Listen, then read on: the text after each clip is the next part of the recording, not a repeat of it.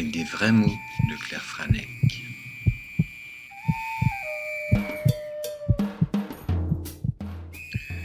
C'est comme crayon, c'est comme carnet, c'est comme croquis, c'est comme Choisis le roi Paris. C'est comme 2014, c'est comme 2015, c'est comme 2016, c'est comme transport en commun. Ces croquis qui défilent, c'est des gens que j'ai croisés dans le RERC, le métro, des tramways, quelques bus, quelques trains, des cafés, des salles d'attente, mais quelques théâtres aussi. C'est comme 2014, 2015, 2016. C'est comme cigarette. Au printemps 2014, avec Claire, on avait décidé d'arrêter de fumer. Son cancer du col de l'utérus récidivait. Et j'avais pris l'habitude de faire un croquis à chaque fois que j'avais envie de fumer. Et bout à bout, mes croquis racontaient en creux notre quotidien avec le crabe, les chimiothérapies et la vie qui continuait. Et j'en ai fait 3 espèces de films bricolés maison sans trop savoir ce que ça donnerait. Le dernier épisode se terminait léger en juillet 2014.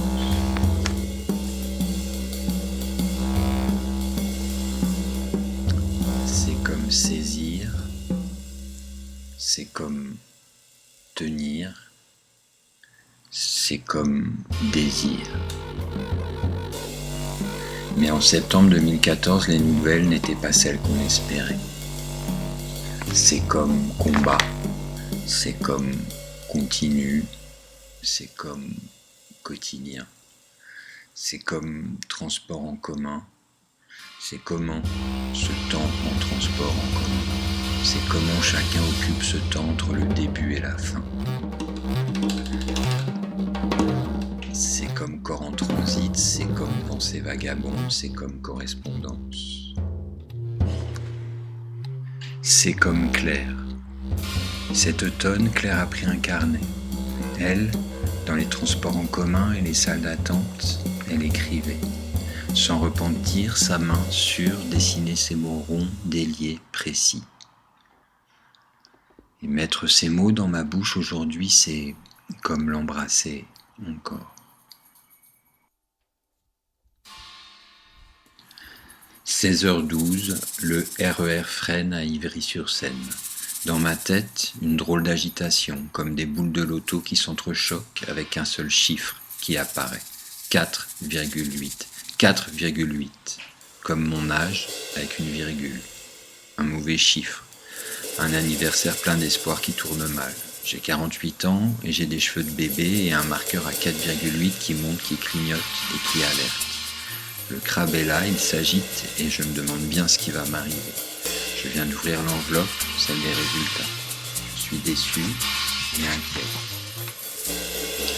Dans le métro, les gens vaquent à leurs occupations, pensent à leur journée, leur soirée. Moi, je pense à tout multiplier par 4,8. Je me demande combien d'entre nous dans ce wagon promènent un crabe. Je laisse ma place à une petite mémère rabougrie. Même avec 4,8 crabes, je suis vivante. Je tiens bien sur mes jambes. Peut-être faut-il que je m'habitue à ne pas penser plus loin. Mais je sens tout de même cette toux bête et sèche qui avait précédé la rechute. Et puis je ne peux pas oublier que j'ai rendez-vous avec le docteur à l'hôpital. Incroyable, je suis en avance. Je m'assois sur un banc dans le parc. Et je ne peux pas m'empêcher d'appeler Marc. L'entendre, lui dire, affronter ma réalité, ne pas cacher. Pourquoi ce crabe, pourquoi ces chiffres qui me tirent vers le bas m'empêchent d'être légère? J'ai l'impression d'être double. D'un côté, je me sens avide de vie, d'envie, j'ai plein de choses à réaliser, plus que pour 10 ans. D'un autre côté, c'est le chaos. Le crabe m'attaque et je m'épuise.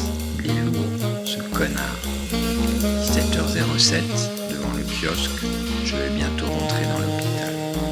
Allez, faut y aller. Ça y est, 17h17, je suis dans le couloir d'attente.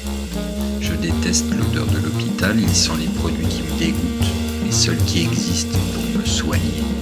Il y a une dame avant moi, le docteur R apparaît. Je pense qu'elle revient de sa pause clope.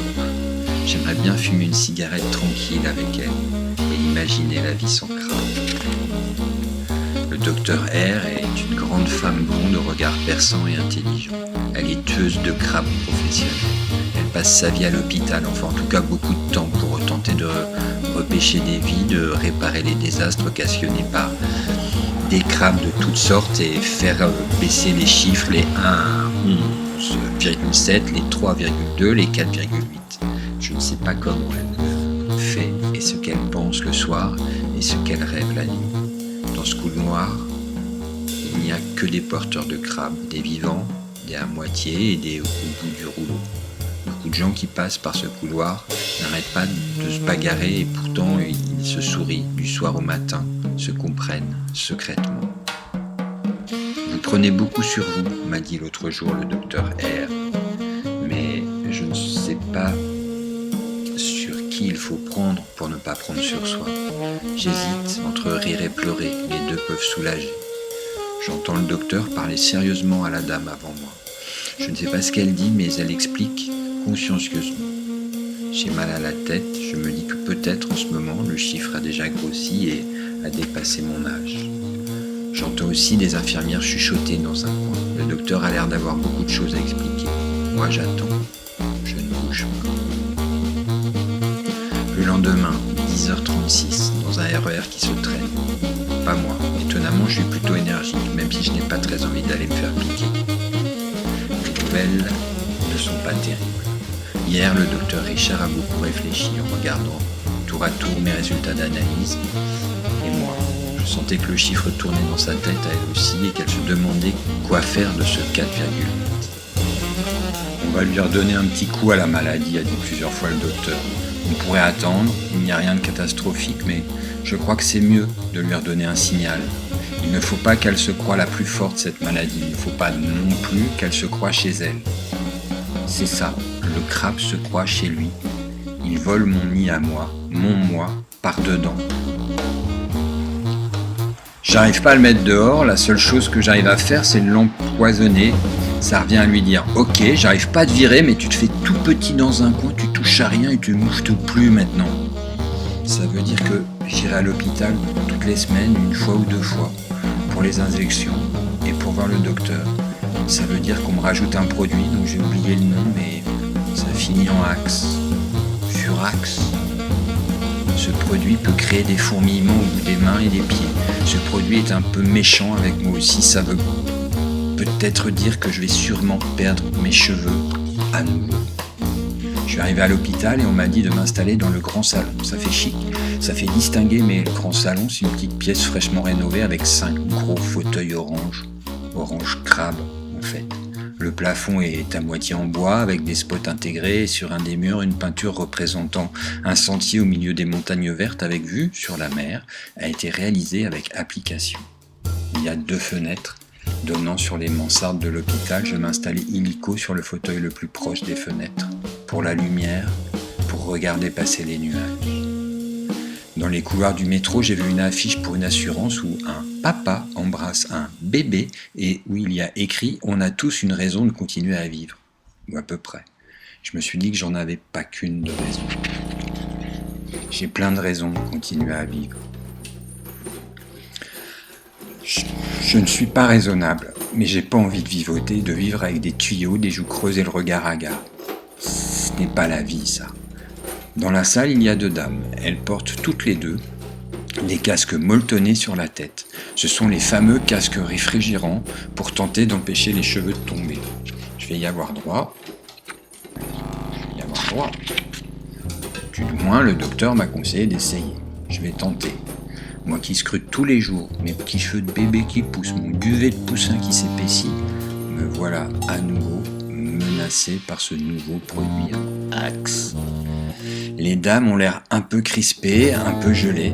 L'infirmière vient pour me piquer. Je prends mon courage à 4,8 mains.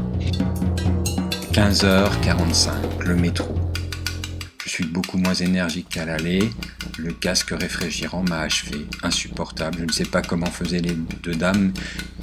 Moi, je n'ai pas tenu le coup. J'ai même failli tomber dans les pommes. Les infirmières se sont demandé si c'était le casque ou le nouveau produit. Ma tension avait fait un bond, encore un chiffre, 15,9. J'ai arraché le casque, mes cheveux tomberont.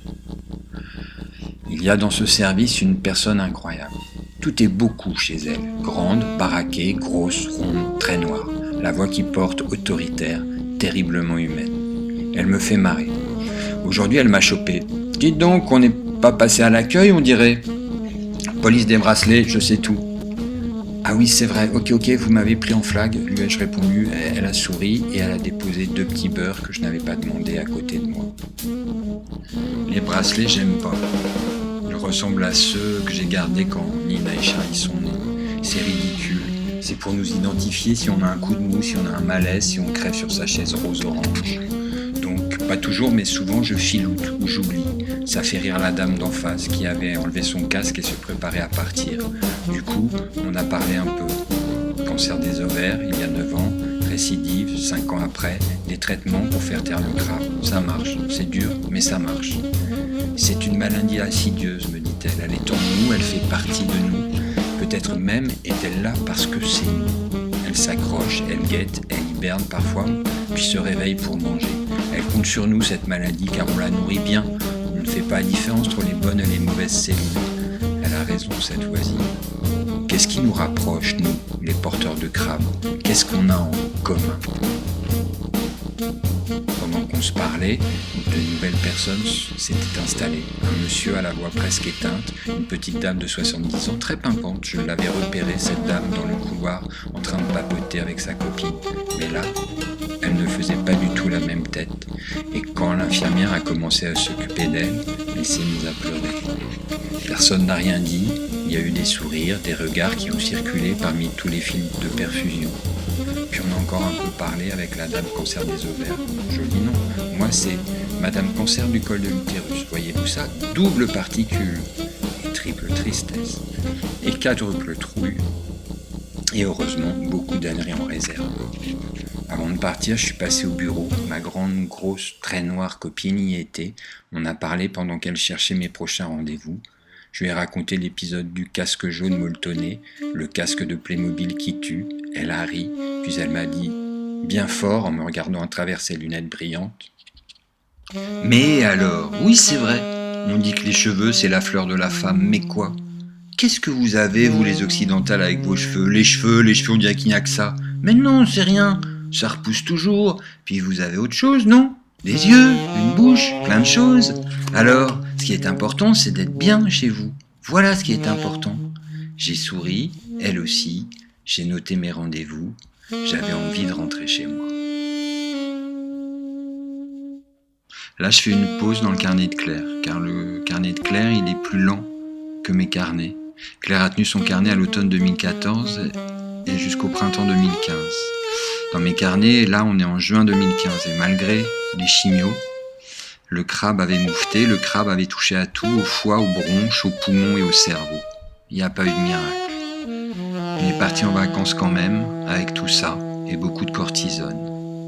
C'est comme saisir, c'est comme désir, c'est comme tenir. Ça a été des vacances précieuses, et puis nous sommes rentrés à Paris pour la mise en place du nouveau traitement. Là, je vais reprendre mes carnets de Claire, ces mots de l'hiver d'avant. RER en retard, 14h34. Moi qui voulais partir en avance. Une semaine de passé, j'y retourne. Une drôle de semaine, en montagne russe. Tiraillé que je suis entre espoir, soulagement, oubli, peur, préoccupation, effets secondaires, rire, pleurs, énergie à revendre et tristesse à brader. Le lendemain de l'injection, j'avais une énergie terrible. Presque louche, comme si je pouvais tout d'un coup soulever des montagnes et tout déménager. D'ailleurs, j'ai tout déménagé, j'ai changé de bureau. Un voisin m'a donné un grand bureau en fonte qui pèse des tonnes. Génial. Marc et le voisin, on en bavait un peu pour le tirer jusque chez nous. Et je me suis agité tout l'après-midi pour enlever l'ancienne table, nettoyer et ranger mon nouveau bureau indestructible. Un nouveau bureau, c'est une nouvelle vie. Des nouveaux dessins, des nouveaux textes, des nouvelles idées, de nouvelles couleurs, non? Et si ce bureau me rendait plus fort? J'avais envie de l'essayer tout de suite, comme si c'était la veille de ma rentrée au CP. Dans le grand tiroir, il y a de la place pour ranger scotch, tampons et outils. Pourquoi j'aime autant ce genre d'objet mystère? Sauf qu'après ce joyeux déménagement, je me suis mise à devenir toute rouge, écarlate, joues gonflées, cernes creusées. Je me suis mise aussi à avoir très très chaud et à me sentir particulièrement énervé. Le lendemain, j'avais le torse bombardé de boutons et le visage volcanique d'une adolescente. Sauf que le reste n'avait pas du tout rajeuni, au contraire. C'est le fameux produit. J'ai appris ensuite que c'était une réaction plutôt banale. Le plaisir, la routine, quoi. Encore une joyeuse perspective ou comment devenir un monstre en une injection. 18h43, je prends le bus 102. Ça va. En fait, je me suis endormi avec un casque réfrigéré sur la tête. Mon portable est plein de messages. Plein de gens pensent à moi, sont inquiets, m'encouragent. Ça fait chaud au cœur, mais ça donne aussi un petit peu envie de pleurer. J'espère que mes enfants n'ont pas trop les pétoches. Je leur ai tout dit. Mais je n'ai pas insisté sur les incertitudes et les chiffres qui grimpent. Le bus se traîne. Mon crabe est-il endormi? Vient-il de se prendre une bonne raclée? Le chiffre baisse-t-il? Demain, je pourrai aller chercher mes lunettes toutes neuves. J'ai reçu un texto de mon opticien Atoll. Lui aussi pense à moi. Des lunettes, des boutons, des joues rouges. Je suis en pleine mutation. Je suis pressé de retrouver Marc. Lui dit que, malgré tout, je suis la même. Suis-je assez forte pour supporter tout ça? Suis-je capable de me regarder muter, m'abîmer? Ai-je vraiment la capacité d'accepter que le temps est compté et que le crabe peut me grignoter? Des fois, je pense que oui, je me sens avancé, malgré tout.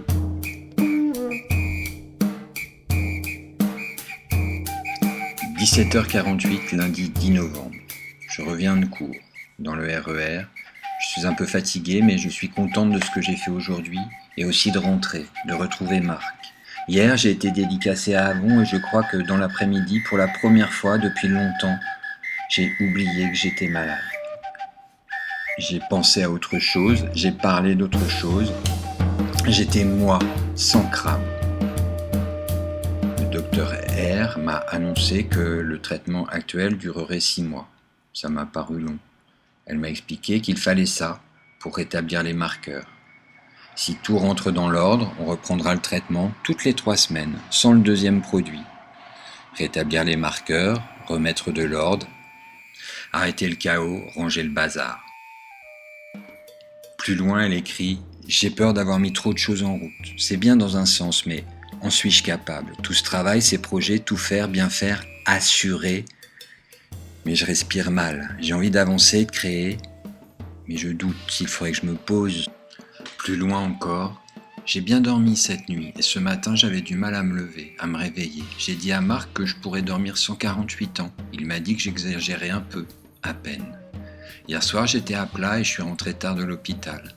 Mais le repas à la maison avec Marc et les enfants m'a réchauffé.